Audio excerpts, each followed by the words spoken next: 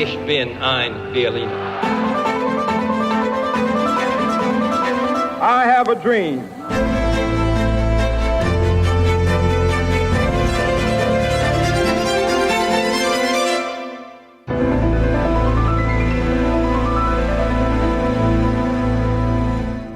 Olá, bem-vindos a mais um episódio da História Repete-se, com Henrique Monteiro. Olá, Henrique. Olá, Lourenço. E comigo, Lourenço Pereira Coutinho. Hoje vamos falar sobre João XXI, o até agora único Papa português. Este podcast tem o patrocínio de Germano de Sousa, o Laboratório de Portugal.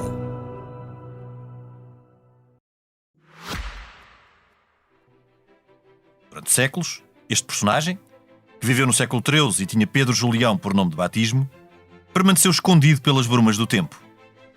Até à década de 1940, foi um perfeito desconhecido para a maioria dos portugueses. Então, a figura foi recuperada e homenageada num congresso de médicos católicos que destacaram precisamente a sua faceta de médico, ou físico, como também se dizia na Idade Média. A sua biografia foi então composta com base nos estudos do erudito bávaro Martin Grabmann e do padre jesuíta espanhol Manuel Alonso. O primeiro descobriu na Biblioteca de Madrid, em 1927, o tratado Liber Anima, que atribuiu a Pedro Spano. Esta descoberta entusiasmou o padre Manuel Alonso, que, entre as décadas de 1930 e 1960, descobriu uma série de obras que atribuiu a Pedro Spano. A seguir o resultado destas investigações, Pedro Spano teria sido uma das figuras intelectuais mais relevantes do século XIII. Professor na Universidade de Paris, médico e filósofo, autor de importantes tratados nestas matérias, como o Thesaurum Pauperum, Summa Logica e Tratados de Ótica. Acontece que a biografia de que resulta destas investigações enferma de pecado original. É que nem todos os Pedros Spanos foram o Pedro Julião que foi Papa.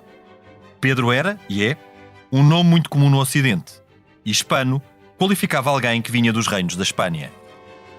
Seriam precisas 2 ou 3 vidas para Pedro Julião, aquele que foi Papa João XXI, ter feito e escrito tudo o que lhe está atribuído. Por exemplo, é pouco provável que tivesse sido professor em Paris e, quase em simultâneo, médico de pobres e leprosos em Siena. Aliás, esta particularidade não encaixa na personalidade de alguém que, comprovadamente, nunca prescindiu dos avultados rendimentos dos seus cargos religiosos, tendo mantido, inclusive, vários diferentes sobre estas questões, de forma a confirmar os rendimentos a que achava ter direito. Há cerca de 20 anos, José Francisco Meirinhos, hoje professor catedrático de Filosofia da Universidade do Porto, apresentou outra linha de investigação na sua tese de doutoramento. Defendeu então que apenas os documentos, a maioria da chancelaria de Afonso III, onde consta o nome de Pedro Julião seguido dos seus cargos, como Prior de Guimarães, Arcediago de Verduim e Dião da Sé de Braga, podem ser inequivocamente relacionados com o Papa João XXI. Isto para além, claro, dos documentos da Cúria Papal, o que inclui as breves e bulas que assinou como Papa. Este critério reduz substancialmente os méritos e feitos atribuídos a João XXI, mas permite, creio, uma maior aproximação à verdade histórica. Quem foi então João XXI? Admitindo que apenas os documentos que referem Pedro Julião, mais os seus cargos, podem ser relacionados com João XXI, creio que o único Papa português foi um clérigo com dotes políticos e diplomáticos, que saiu de Portugal na década de 1230, estudou em Paris, onde se entregou à proteção de Dom Afonso, conde de Bolonha. Lembro que esta foi uma época de grande tensão política no reino de Portugal, com parte do alto clero em guerra aberta com o rei Sancho II, que culminaria com a deposição deste e posterior guerra civil. A partir de 1248, quando o conde de Bolonha venceu seu irmão Sancho II, tornando-se pouco depois no rei Afonso III, Pedro Julião foi um agente régio que esteve envolvido em negociações importantes com o clero. Em finais da década de 1250, o clero já estava descrente nas promessas feitas por Afonso III. Pedro Julião foi dos que se incompatibilizou com o rei, passando à Cúria Papal.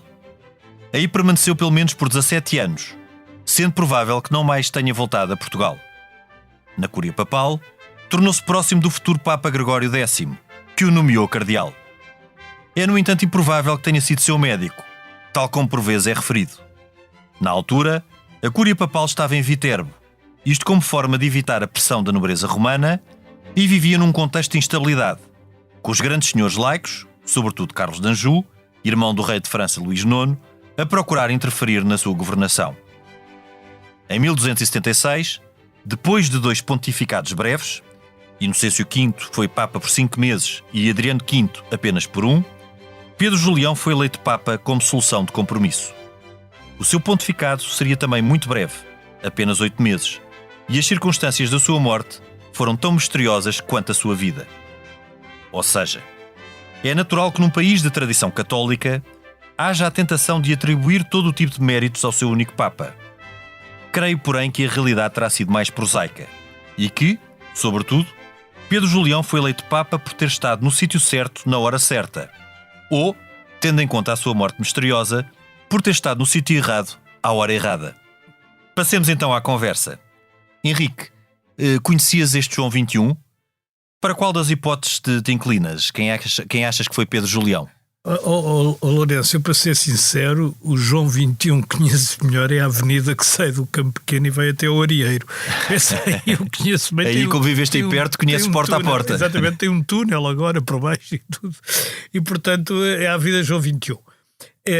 O que é que se sabe de João XXI? Tu agora disseste uma série de coisas que eu, enfim, já sabia porque já as tinhas dito, mas antes de teres dito que ias dizer eu não fazia ideia. Porquê? Porque nós nos habituámos a ver o João XXI ser o Pedro Spano. O Pedro Spano era o João XXI e os dois juntos eram o Pedro Julião Rebolo, da família dos Rebolos, e isto parece uma coisa do Hermano José a dizer a família dos Rebolos. Exato. Mas a família dos Rebolos tinha de facto brasão e tudo, não é? Era brazonada. Era brazonada e ele depois utilizou esse brasão também no seu escudo papal. Porque há uma coisa que não há dúvida, é que ele foi Papa. Não, isso não há qualquer dúvida. Pedro Julião foi Papa. Foi João o XXI. 187º Papa Teve da bastantes história. antecessores. Teve 186, não é? Bem branco. Sim. E tanto que ele é João XXI, já tinha 20 menos Joões antes dele. Fora aqueles que foram antipapas e papas e que contaram e não os contaram. Bentos, O João XII. Os Xistos, os Bentos, esses todos que foram papas. Como tu sabes, só os Pedros é que só há um. Porque mais ninguém Exato. tomou o nome do Pedro. primeiro. Teve essa ousadia. Não, uma ousadia. O Pedro era mesmo Pedro, não é? Tu és Pedro e sobre esta pedra erguerei a minha igreja. Terá dito Claro, Jesus portanto, nenhum Cristo. ousou tomar o nome de São Pedro. Tomar o nome de Petros. Embora este João XXI se chamava Pedro, justamente. Justamente. Pedro Julião. Agora, para que é que eu me inclino? Na União Soviética, que foi muito depois disto tudo, 800 anos. E que já passou, felizmente. E que já passou. Na União Soviética dizia-se que uma das coisas mais imprevisíveis é o passado. Porque eles estavam sempre a mudar o passado. Mas aqui no caso do João XXI, este passado também era bastante imprevisível. Quer dizer, nós estávamos habituados. E há até fontes que eu considerava, e considero, aliás, perfeitamente insuspeitas. Uma delas, por exemplo, é o Vasco Graça Moura, quando faz a tradução da Divina Comédia, refere, e refere bem, porque o Dante escreveu isto, claro que escreveu isto 80 anos depois do... Sim, e isso tem que se ter em conta. Pois, não é coevo, não é na mesma altura. Sim, na altura 40 anos fazia muita diferença, não havia registros que ficassem... Ele mete o João XXI no céu, não é? É um dos poucos papas que entra no paraíso, na Divina Comédia. Os papas vão todos para o inferno, como tu sabes, porque a Divina Comédia... Sim. Aliás, tem essa característica, quando o Virgílio com a Beatriz andam lá a visitar os círculos do inferno, do purgatório e do paraíso. Os papas e os grandes senhores vão quase todos para o inferno, e os pobres e os bem-intencionados e tal. E há um papa, às tantas, que vai para o paraíso, que é o João XXI. Mas sabes que eu acho que ele vai para o paraíso... Por causa do que escreve, não por ser papa. Ele próprio diz, o Dante. E o Vasco salienta por causa do que escreve. Mas ele terá ido para o paraíso exatamente porque esteve tão pouco tempo como Papa e no fundo acabou por ser uma morte inocente. Sim, isso foi, porque caiu-lhe o teto a parede e o teto. A parede e o teto. Eu, a propósito disto, tenho uma história engraçada que depois vou contar aqui. A propósito, mais engraçado que cair a parede e o teto em cima de uma pessoa. Bastante mais. Bastante mais engraçado do que cair é quase cair. Eu posso contar já agora, se abrirmos aqui um parênteses. Eu em 2006 fiz uma investigação sobre o Papa João XXI, do qual não tirei grandes conclusões, porque há muito poucos documentos. Era muito difícil encontrar um documento que viesse fazer luz sobre o que não se sabe sobre o Papa, mas estive durante um mês em Roma.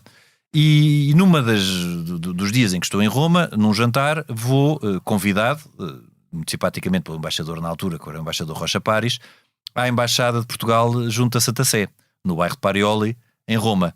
E estamos a seguir ao jantar, a tomar café. Eu nesse dia tinha estado em Viterbo, a ver o túmulo, para onde o túmulo de João XXI estava numa zona muito invisível, abria-se uma porta, ele ficava mesmo por trás da porta, nem se via. E foi no tempo de João Soares, como era Presidente da Câmara de Lisboa, em 2000, que foi mudado para um sítio mais digno, com um túmulo mais digno e tudo isso. Eu tinha estado em Viterbo nesse dia, a ver o túmulo de João XXI, e depois vou a este jantar. E, como os nossos ouvintes agora já sabem, alguns já saberiam, outros ficaram a saber, João XXI morre quando os seus aposentos, parte dos seus aposentos, desmoronam em Viterbo, a parede, o teto, enfim. A casa estava em obras. A casa estava em obras. E neste jantar, a seguir ao jantar, vamos para a sala de café e às tantas estamos a falar e eu ouço um barulho no teto e olho para o teto e vejo um bocado de gesso a cair do teto. Portanto, era estuque, não é? À partida não me aconteceria o mesmo que a João XXI, mas em todo o caso, como diriam humoristas conceituados da nossa praça, pelo menos aleija, se me atingisse. E eu, durante aqueles menos de um segundo, fração de segundo, em que vejo um bocadinho de teto a cair, tenho tempo a pensar assim, isto foi o que aconteceu ao João XXI.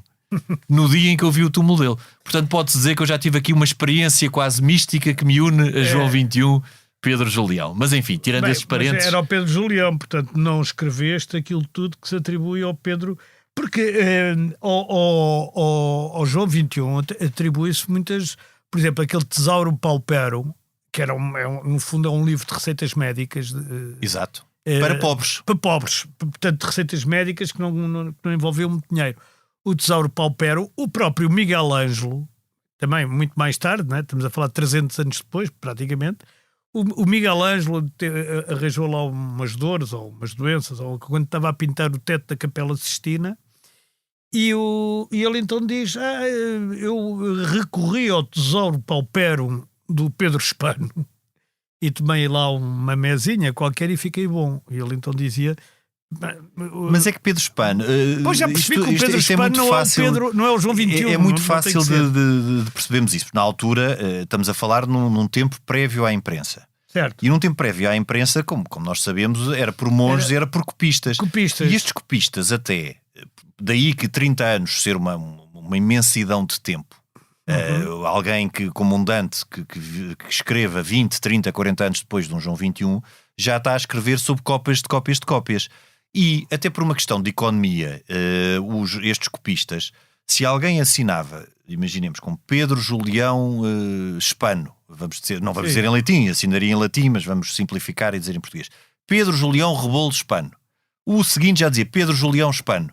E o seguinte já dizia Pedro Espano por uma questão de economia. Como se nós estivéssemos a escrever sobre um germânico, diríamos Luís Hohenstaufen, vamos, por exemplo, imaginar germânico. E ao fim de 2 ou 3 cópias já só estava Luís germânico. Portanto, haveria uma série de Luís germânicos que teriam outras formas de ser identificados, que ao fim de 50, 100 anos já teriam só aquela fórmula. O Pedro Espano... pode ser uma série de outras pessoas, daí que esta tese de doutoramento que eu aqui referi, dizer, quanto a mim, de uma forma bastante séria e bastante lógica, que só os documentos da Chancelaria Régia, portanto a Chancelaria de Afonso III, que se referem explicitamente a um Pedro Julião, os documentos dessa Chancelaria que o referem com os cargos que ele teve, que foram variedíssimos, Prior de Guimarães, Arcediago de Verdemoim, Arcebispo de Braga, chegou, candidatou-se, mas perdeu contra o candidato de Afonso, porque ele depois às tantas perde o valimento junto de Afonso III. Só estes, e depois os da Cúria Papal, quando ele é nomeado cardeal, de facto. Mas ele estuda em França ou não estuda em França? Ele estuda em Paris, porquê? Paris ou Montpellier? Em Paris, porquê? Porque... É que também há as duas versões. Também há as duas versões. Porque é que foi em Paris? Bom, eu estou a dizer com reserva, não é? Mas eu estou a dizer para o que eu me inclino. Eu estou mesmo a dizer, não é sem reserva, com desconhecimento. Com desconhecimento. Não, mas é importante sublinhar que tudo isto é com grande reserva. Primeiro porque eu não sou medievalista. Depois porque tudo isto é muito difícil e muito complexo. Os medievalistas também não sabem. Certo, eventualmente, mas eu então que não sou medievalista digo com toda a reserva. Mas ele em concreto, no caso de Paris, ele diz numa bula papal, que eu agora que tem um nome em latim que eu não irei citar, porque não me lembro, Só por isso. Ok, é um bom motivo. princípio. É um bom motivo.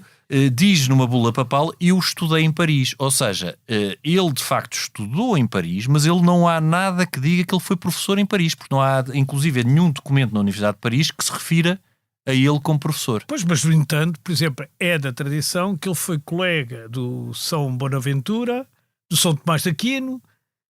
Mas ele é natural, porque isso é quase lapaliciano. Eu aqui pareço um advogado do diabo dizer que o senhor não foi nada do que se diz, mas pela lógica. Ou seja, quando se dá como adquirido que ele teve em Paris naquela altura, logo, como eles tiveram em Paris naquela altura, é natural que se tenham cruzado e foram contemporâneos, portanto foram colegas, não é mentira. Agora, que ele tenha sido professor, o que a mim me parece mais provável, depois de tudo isto é um puzzle, não é? E é um puzzle em que podemos, aqui, assumindo todo o risco de estarmos a fazer deduções, que são deduções que estão completamente ao lado, podemos ir por aquilo que nos parece mais provável. E a mim, depois de tudo o que eu li sobre ele e de ver estas ideias que a mim me parecem bastante lógicas, de que Pedro Spano não é Pedro Julião, ou pode ser ou não. Certo. Aliás, porque há aqui uma situação que eu disse logo na introdução. Ao mesmo tempo em que se dá um Pedro Spano que está na Universidade de Paris, fala-se também de um Pedro Spano que, como médico dos leprosos e nos bairros mais pobres de Siena. Ora, isto não condiz com uma figura que, enquanto Pedro Julião, e quando está na Cúria Papal, farta-se de enviar requerimentos para Portugal para o seu procurador nunca deixar de contestar aqueles rendimentos que estão a ser retidos em algumas dos seus cargos, certo, bastante rendosos, e que ele nunca prescinde disto. Portanto, não coaduna. Para ajudar os pobres também não pode não sei, porque se diz que ele viveria na maior pobreza e que este médico, inclusive, tirava do seu corpo. Este médico era um franciscano. Era um franciscano, e ele depois. Há uma tradição que diz que ele, como Papa, era muito próximo dos pobres e das pessoas. Uma espécie de Papa Francisco do século XIII. Um verdadeiro franciscano, na altura coevo. Sim, na altura quase coevo, não é? O São Francisco também já lá ia há uns bons anos. Há umas décadas. Mas, quer dizer, e portanto, como eu digo, eu há bocado, quando citei a Avenida João 21, esqueci-me do Hospital Pedro Spano. Pedro Spano no Porto. Em Matosinhos, mais concreto. Peço desculpa a Matosinhos. É Matosinhos, não é? É Pedro Spano em Matosinhos. Olha, eu tinha ideia que era no Porto, já. Não, no Porto é o São João. O Hospital de São João. E há outro, que agora não me lembro do nome. Há outro? Não, há vários. Haverá outro. Sim, portanto, este é de Matosinhos. Agora, por exemplo, ele terá escrito, eu já percebi que o Thesauros Pauperum provavelmente não foi ele, nem o Tratado da Ótica, que tu já referiste. Porque isso normalmente são médicos físicos. São médicos e isso normalmente são coletâneas. Pois. Agora, a Summa Lógica, ou Summa Logicalis. Que é filosofia. É que é filosofia. Uma súmula filosófica. Terá sido? Não sei. Sabes que é muito difícil atribuir taxativamente a ele, porque em nada, mais uma vez, elas são atribuíveis a um Pedro Spano. E será este o Pedro Spano? É que tudo, não há documentos esclarecedores. E de facto, uma base séria e um ponto de partida lógico para começarmos a olhar para ele, sendo que provavelmente nunca iremos encontrar muito mais documentos, é partirmos do pressuposto que só podemos admitir como válidos e só podemos validar como inequivocamente relacionados com ele os documentos em que ele aparece com Pedro Julião ou Rebolo. O Dom Rodrigo da Cunha, em 1634, também, quando faz a relação dos arcebispos de Braga, mete-o lá. Pois. Porque ele terá sido ou não. Quer dizer, há fontes que dizem que entre 1272 e 1275 ele foi arcebispo de Braga. Aliás, eu ainda há bocado disse mal, eu acho que ele foi de facto arcebispo. Ele candidatou-se. É aí que ele se torna cardeal, acho eu, até quer dizer, por influências do Gregório. Do Gregório X. Do Gregório X, um bocado de vir a ser Papa, ainda não é? Mas há de vir a ser. Eu acho que ele é arcebispo de Braga. Eu acho, tens razão. Eu não acho sei se ele esteve em Braga alguma vez, essa é outra questão. Ele não esteve em Braga. Pois. Apesar de. Isto eram cargos rendosos, não é? Que ele depois punha lá alguém. Punha lá um cônego. E é isso que ele depois da Cúria Papal está sempre a pedir para cá. Não se esqueçam que os rendimentos que me são devidos. Aliás, porque ele Pois. retribuía com a influência que tinha junto à Cúria Papal, que não era displicenda. Tu tens razão, agora ainda bem que dizes isso, porque eu tinha já cometido um erro. O que ele faz é, ele candidata-se a bispo, penso que de Lisboa. Sim. Penso que de Aí Lisboa. é que perde, não é? E aí é que perde, porque é na altura em que muda o seu valimento com Afonso III, e Afonso III apoia um outro candidato, e ele então na altura ele passa à Cúria Papal, juntamente com uma série de outros clérigos que se opunham ao rei. Exato. E ele passa, estou aqui a ver nas minhas notas, ele passa a cardeal, portanto eleitor, Sim, e bispo. no tempo de Gregório X. Exatamente, e no Concílio Ecuménico de Leão. Sim, É a que ele provavelmente terá assistido. Que quase. ele passa. Aliás, ele- porque esse concílio, e para os nossos ouvintes também entenderem aquilo que era o contexto da época. Primeiro cá, e eu dá-me a ideia que ele cá, parece-me que ele quando sai de Portugal, ele já era prior de Santo André de Mafra quando ele sai de Portugal. Sim, isso era. E a década de 1230 é uma década de muita conflitualidade entre o rei Sancho II, que depois é deposto, e o clero e a alta nobreza. E parte da alta nobreza, incluindo o arcebispo de Braga da altura, passam à Cúria Régia, à Cúria Papal, desculpem, onde intriga para depor Sancho II, que depois é deposto em 1245, junto com o imperador do Sacro Império, Frederico II Hohenstaufen. São os dois depostos na mesma altura. Dá-me a ideia que Pedro Julião, que devia ser uma pessoa dotada, uma pessoa com capacidades diplomáticas, como eu disse na introdução, se põe sob a proteção do Conde de Bolonha Dom Afonso, que na altura estava na Cúria Francesa, estava na corte francesa, na corte de Luís IX. E porque Afonso, Conde de Bolonha, precisa de pessoas experimentadas que o ajudem a argumentar junto do Papa do porquê da deposição do irmão Sancho II. Exatamente. E desde aí ele tem o valimento do rei. explicar que ele foi o Afonso III. O Afonso III, o Afonso III de Portugal. Conde de Bolonha, era o filho segundo de Afonso II, Exatamente. que sai muito novo do reino, exatamente, porque o reino era pequeno demais para um grande senhor como o irmão do rei, fazendo oposição ao rei, que se casa com a condessa Matilde de Bolonha e que está na corte do seu primo Luís IX de França, e que depois vai opor a Sancho II e que vai depor o irmão e torna-se depois o Sancho II, o gordo. o Capelo. O Capelo. O gordo era o Afonso II. O gordo era o pai deles. Era o Afonso II. Pois, o Sancho II era o Capelo e ele é o Afonso III, o bolonhês. Exatamente por ser de Bolonha. E Exato. é como o esparguete. Portanto, como o esparguete.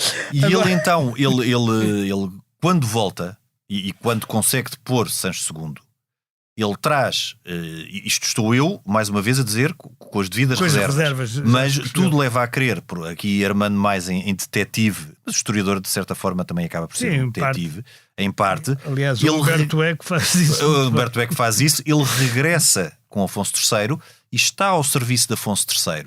Ele, aliás, está nas cortes de Leiria de 1254 e responde pelo rei às demandas do clero, ou seja, ele nessa altura está do lado do rei.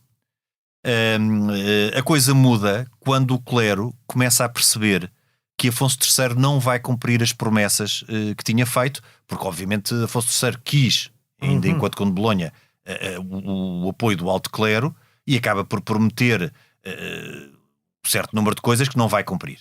E é aí que Pedro Julião e uma série de outros clérigos, alguns já de nomeada, passam para a Cúria Papal a partir de 1260. Mas ele também é nomeado bispo de Frascati, não é? Sim. Ele que é também um cardeal eleitor, que é Tuculum Frascati. Tuculum Frascati. Mas isso acho que é já... Mas eu acho que isso é um título, por ser cardeal, é mais um título honorífico do que... Não, o Frascati existe mesmo, é uma terra, é nos subúrbios de Roma e portanto faz parte também da Diocese de Roma. Da Diocese de Roma. Acho eu, que eu não sou versado em dioceses. não é a tua... Não é exatamente a minha especialidade. As dioceses não são a tua praia. Não são. Prefiro missas em latim a dioceses. Agora, Tusculum é o nome romano de Frascati, portanto é a mesma coisa. Tusculum Frascati é a mesma terra. Eu dá-me a ideia que na altura os cardeais teriam que ter uma diocese honorífica. Chama-se diocese suburbicária, que no fundo é suburbana. Ou sufragária. Ou sufragária, uma coisa qualquer. E depois é aí que nasce a história dele ser médico, do Gregório X, que a gente que parece que também não terá sido. Que também não terá sido, mas Porquê? terá sido outro... Porque nas relações, isto também não sou... Ele terá sido médico em primeiro lugar, Duvido. o Pedro Julião Rebolo. Duvido. Aliás, porque na relação dos médicos, dos físicos de Gregório X, nunca aparece um Pedro Julião. Nem um Pedro Spano. Pois, isso é extraordinário e dá-se uma péssima notícia à Ordem dos Médicos. Bom, eu espero não levantar aqui uma celeuma infindável. Mas é assim, mas eu também não estou a dizer que não foi. Eu estou a dizer que não é possível provar que foi. Pois. Quer dizer, é sobretudo impossível ele estar em tanto sítio e ter feito tantas obras ao mesmo tempo. Sim, ele não é? tem o dom da ubiquidade. Não, embora ele morresse com 62 anos, o que para o século XIII já é uma idade... Já era alguma idade perfeita. Eu próprio já devia bastantes anos ao túmulo nessa época. E portanto... Sim, mas tu hoje em dia estás aí viçoso. Estou viçoso. Agora... Mas ele morreu com 62 anos, portanto ainda teve algum tempo de vida para escrever muita coisa. Agora, esta coisa dele ser tudo, não é? De ser um grande teólogo, de ser um filósofo, não joga a bota com a perdigota. Um físico prodigioso. O físico prodigioso é o título de um livro. Aliás, é um título de um bom livro. De ser tudo. Também é que se nós paramos um bocadinho para pensar, não nunca tinha pensado porque nós... E ter sido só Papa 8... Bem, mas isso foi porque a parede lhe caiu em cima. E o teto, mas também circunstâncias que nos podem deixar aqui muitas interrogações, porque os dois Papas anteriores, um foi 5 meses, outro foi 1 e este foi 8. Pois. O que veio a seguir era o Cardeal Orsini. Sim, era Orsini.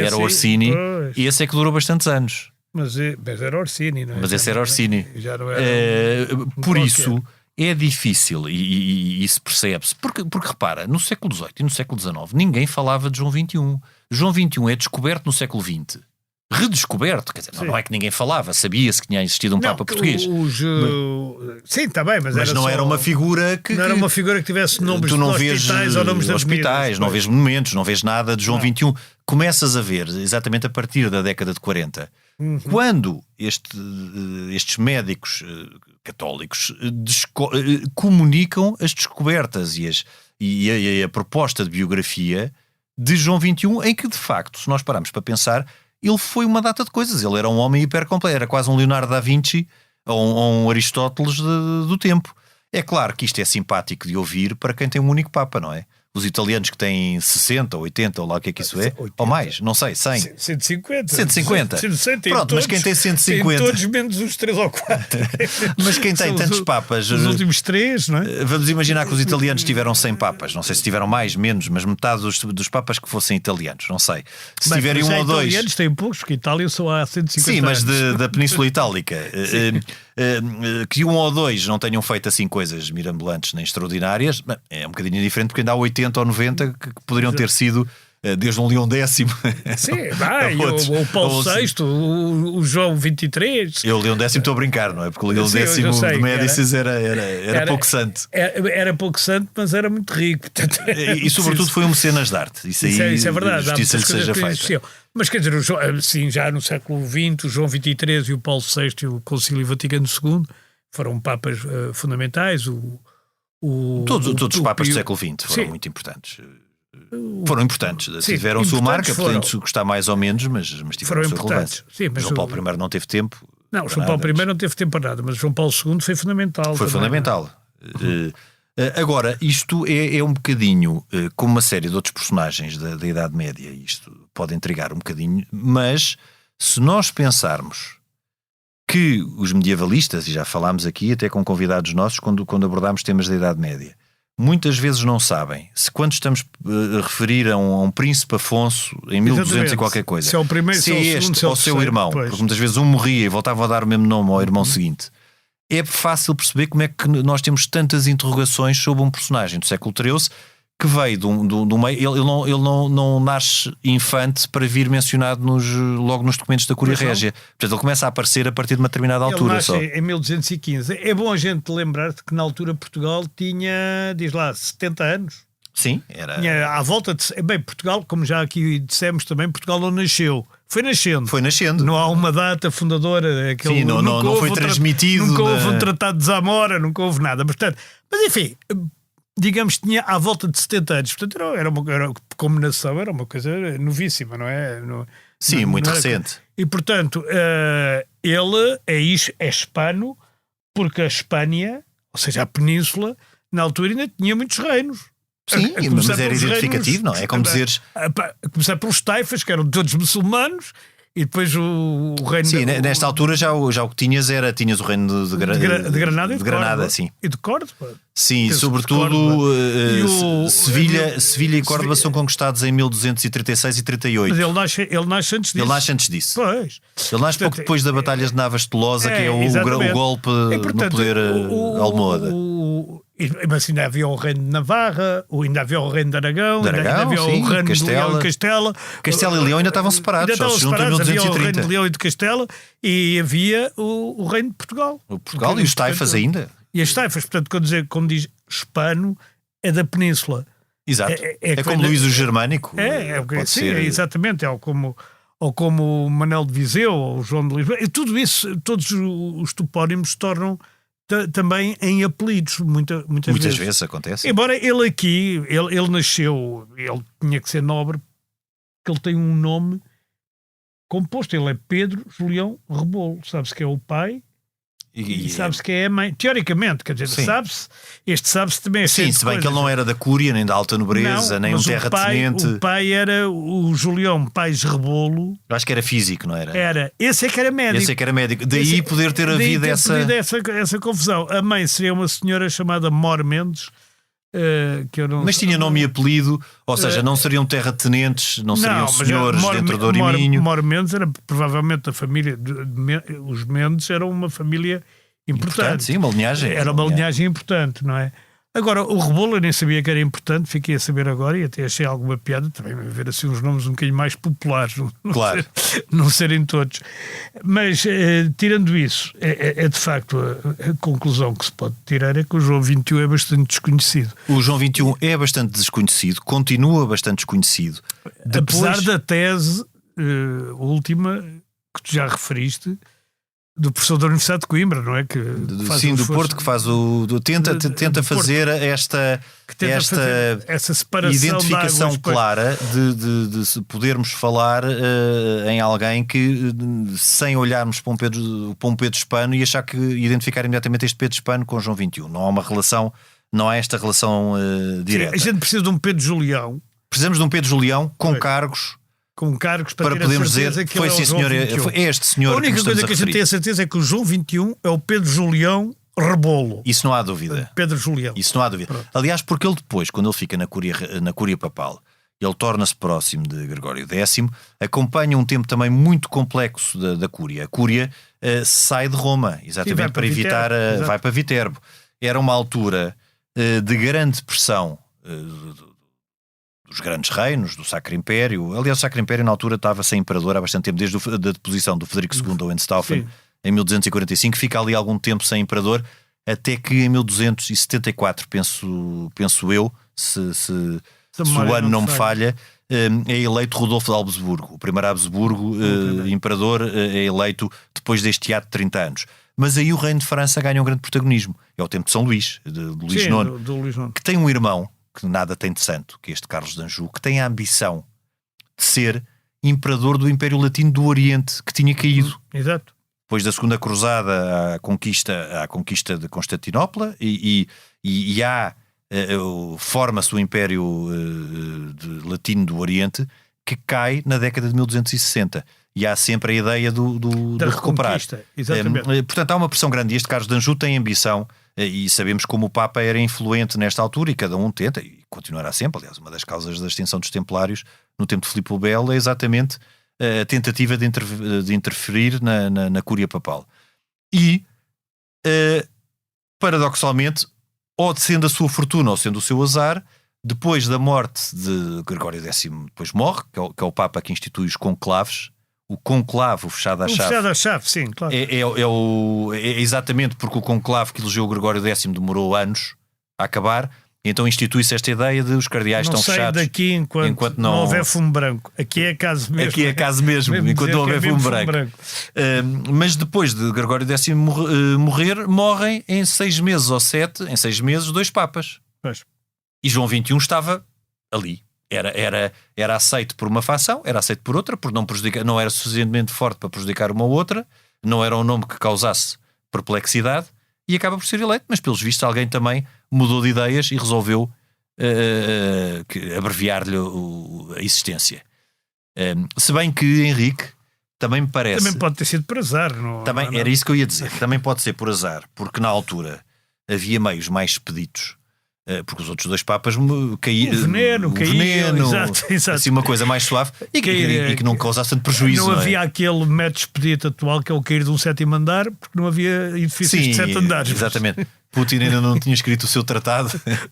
O tratado de como cair. De como tratar os inimigos. Como tratar os inimigos, exatamente. Mas aqui pode ter sido por azar, de facto, porque agora, fora de brincadeiras, muitos papas anteriores e posteriores, aliás, no tempo dos Borgias isso era recorrente, o veneno era um método que causava menos estragos ao património imobiliário do que estar a fazer cair ruir um teto, não é? E além de que os presentes florentinos estavam muito na moda nesta altura,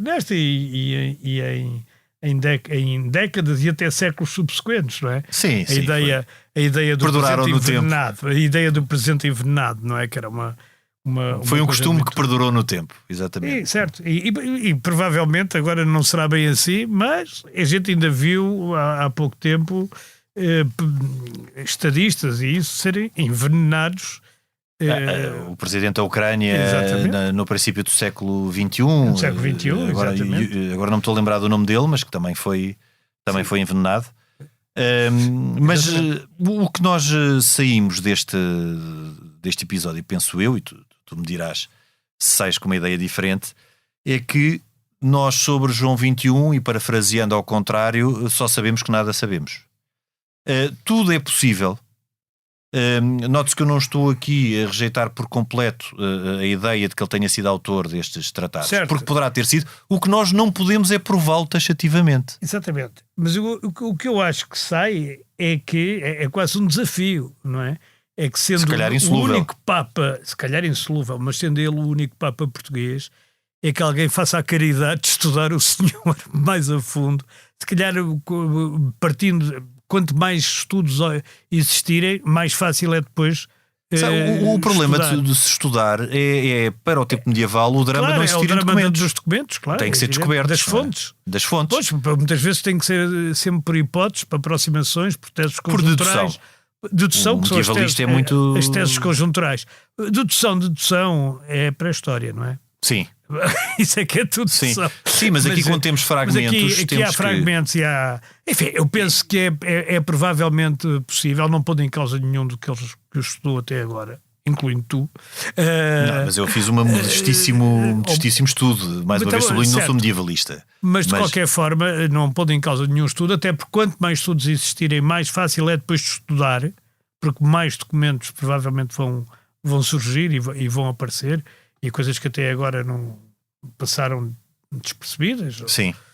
Como o túmulo dele passou despercebido durante séculos. Não é? Henrique, eu estive na Catedral de Viterbo a ver o túmulo e o túmulo estava completamente escondido antes no início do século XXI, agora há cerca de 20 anos, ter ido para um sítio mais digno. Abria-se a porta da Catedral e portanto a porta abria assim e o túmulo, os nossos ouvintes não estão a ver, porque eu estou aqui a fazer o gesto de abrir a porta, mas o túmulo ficava por trás da porta, portanto não se via, estava numa zona bastante escondida. E eu acho que também há aqui um outro ponto, e não puxando aqui a brasa à sardinha dos historiadores, porque todos estes estudos sobre o João XXI foram feitos com pessoas com uma erudição com certeza inquestionável, mas por filólogos, num princípio, que estudaram a língua, que compararam. Sim senhora, isto é coevo da época, com certeza, é do século XIII, não há dúvidas. Agora, o olhar de historiador vê se calhar outras pistas, que um filólogo não está tão, não é que não as consiga ver, mas não está tão focado nelas. E portanto, olhar para um Pedro Hispano com um olhar crítico de historiador, percebe-se que, bom, será que foi mesmo?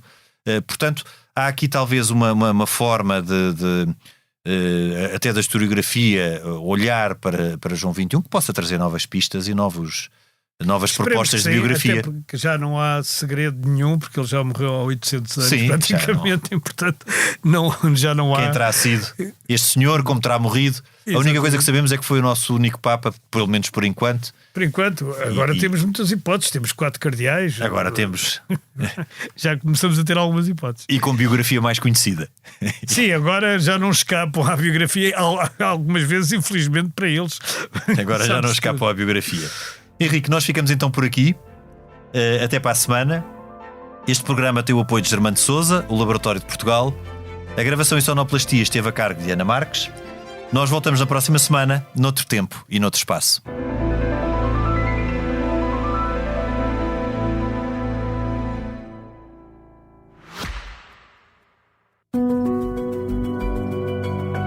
Este podcast tem o patrocínio de Germano de Sousa, o Laboratório de Portugal.